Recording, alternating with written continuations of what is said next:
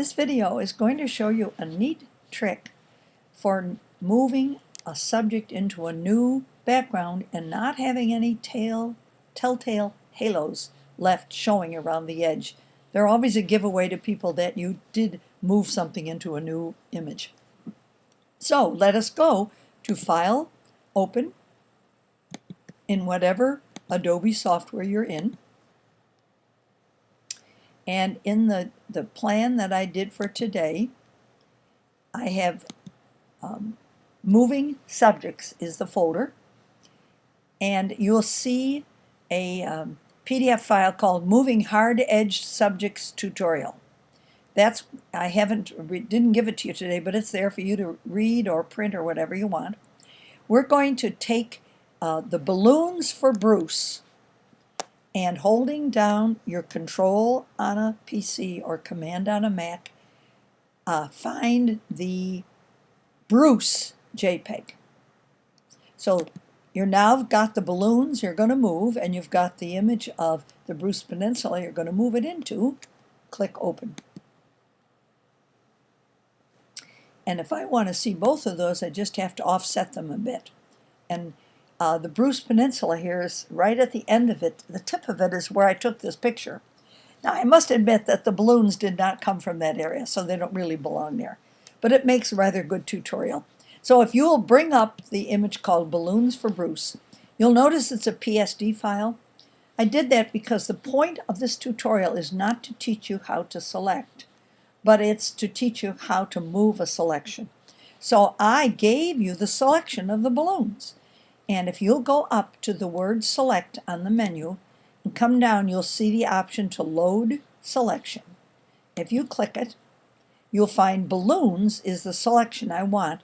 Click OK, and you've got the crawling ants around the balloons. So we are going to be moving them into this background.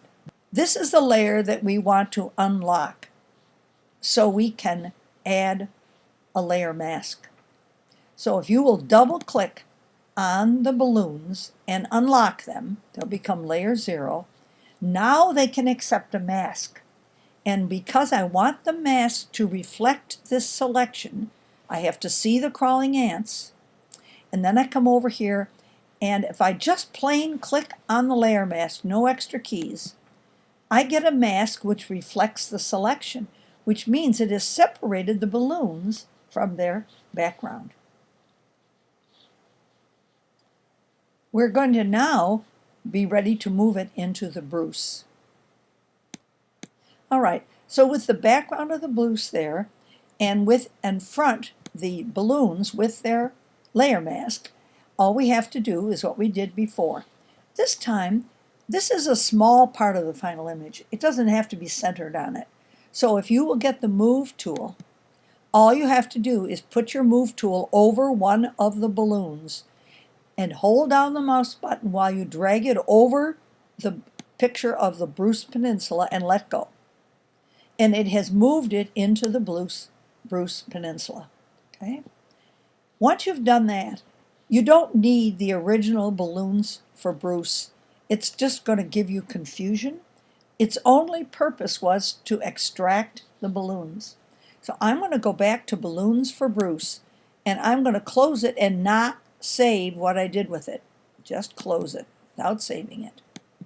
It served its purpose, didn't it? It gave us some balloons over the Bruce scene. Once you pull an image in, it comes with a transform box around it, all the way around it. That means if I grab those creatures, that mouse, the balloons, I can move them anywhere I want on the screen. I can also make them larger or smaller by grabbing the corner, and that's a transform tool. In Elements, it is automatically constraining the proportions. You might check to be sure that's true in full Photoshop. If it doesn't, you know how to constrain proportions. It's that neat Shift key again. Elements people don't use the Shift key. Just drag the corner diagonally. You can make them larger or smaller. I'd like them to be a little bit bigger for the lesson today. So if you have moved them till they're a little bit bigger, and you have moved them, I think they should be down where the red guy is over some blue water. I'll tell you why later. So you made them bigger and you moved them over the blue water. Now you're willing to accept this, either with the enter or return key in full Photoshop or with the green check mark. So we now have these guys so they're over the blue water. Because I did that, because you don't, at this expansion or this zoom, you don't see a problem. I want you to see the problem. So will you take the zoom tool, come over the balloons, and just zoom in maybe 2 clicks so that you can see the telltale halo around the balloons wherever they're over that dark background. The only reason you see it is because it's over the dark background. Even though you can't see it everywhere else, it's there. If you were to go and take the move tool and move this guy down further, you'd see that halo. Move the yellow guy over the water. You still see that really rough edge from the selection. So what we're going to do is get rid of it with a nice magic tool. And I think it would be better if we could see both of the balloons. So let's zoom out. You know how to do that? Grab the zoom tool, but hold the Alt or Option key, and the plus zoom becomes a minus. Now if I click once, I can see them both. I would like you to be able to see them. It's just a little faster once you know there's a problem. So what we're going to do is get rid of the bad edge on the selection. I was on a webinar with Tim Gray this week, and I then emailed Tim afterwards and told him about this process. And he said that it's caused by a poor edge on the selection.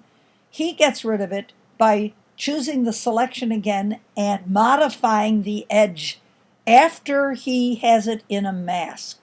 So if you watch any of his tutorials, you may find that he prefers to take care of this by moving it into the, adding a mask and modifying the mask to fix it. But we're going to try my magic tool. So come over to the palette where the brush is, and you're going to use the background color of the mask, which is black. And you're going to be sure you have a soft brush and that the brush opacity is at 100%. And if you have been using it differently, be sure you have the mode set to overlay. Mine was there because I had just used it in overlay mode. You always need to check that, because if it's back in normal mode, it will work for everything else, but it won't work for this tool. So it's in overlay mode. And I'm going to paint away that edge. And so I'm going to make my brush just a bit bigger than I need. And I'm going to hold, be sure, oh, I made a big mistake. Look over here at the layers panel. I've got to have the mask active. I want to work on the mask, not on the image.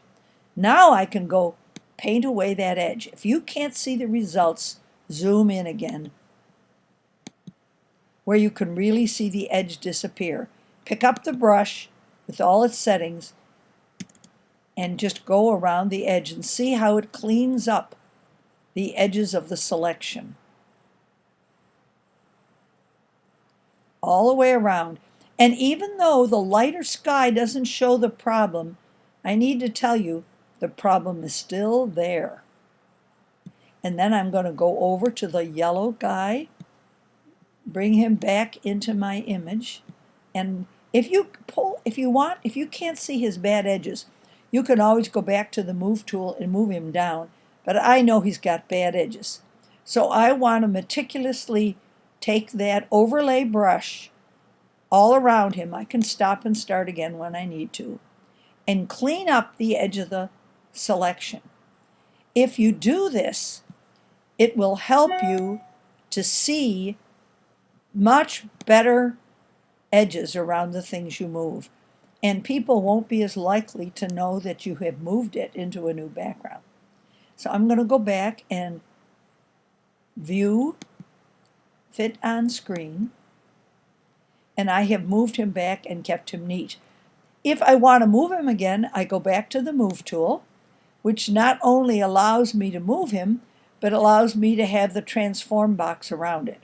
If for some reason you don't see a transform box, you can always get it from Image, Transform, Free Transform. We'll always get it back if you've lost it for some reason. But I'm not going to move them anymore. In fact, I'm just going to close them down and not save them because they're tests for you to practice. And that ends that particular tutorial.